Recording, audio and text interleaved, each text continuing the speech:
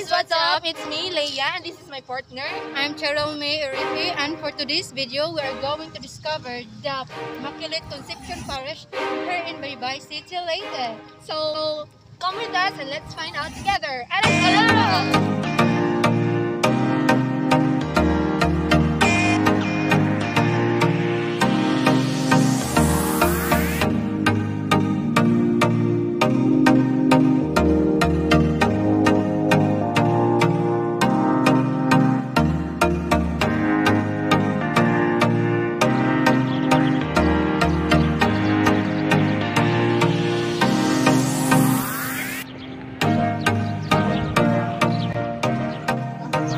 As you can see guys, malapit na po tayo sa ating final destination.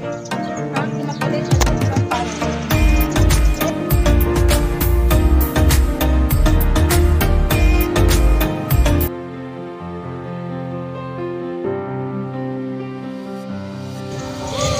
Yo guys, it's me again and my partner. So as you can see, andito na po kami ngayon sa harap ng parish, and there's so many people attending mass because you know it's Sunday.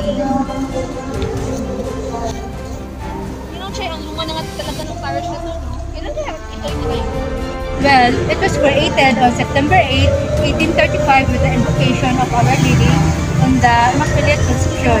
It was erected an independent parish on February 27, 1836. You know that based on what I've heard, according to Baybayanos, that this parish was established by the inhabitants led by Maria del Rosario. Ganun ba? Yes. And you know, Chay, I wonder kung ano ba talagang ginamit nilang materials dito. Kaya ito nagtagal. Yan nga lang sa akin. Oo nga. So ano, tara na? Harat na! Here in the grand altar, you can see the beautiful image of Immaculate Conception that made of concrete, which give the place more holiness.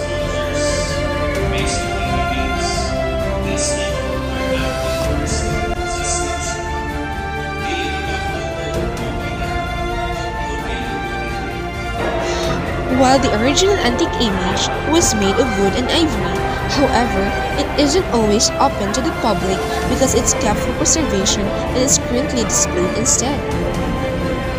Nandito naman ang napakatagal na huge bell ng parish. Alam niyo ba kung gaano na ito katagal? Well, nagtagal na naman ito ng 150 years old. O diba? Amazing!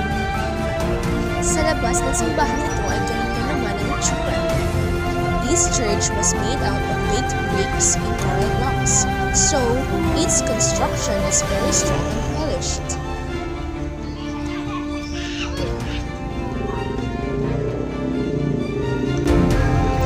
So, ano masasabi mo, Lay, sa simbahan? Well, Chay, of all the structures here in Baybay that has historical background, sa simbahan lang talaga na ito, na masasabi ko, napakatagal na talaga. Hindi lang sa kanyang itsura at appearance, pati na rin sa mga material na ginagamit.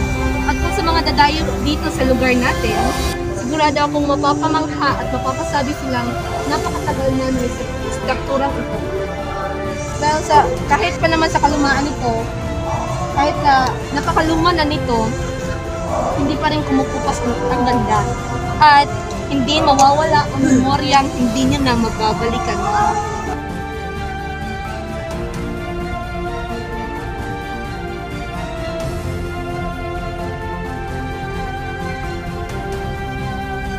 So, ngayon, alam nyo na at meron na kayo idea kung paano nabuo ang napakalumang parish na ito.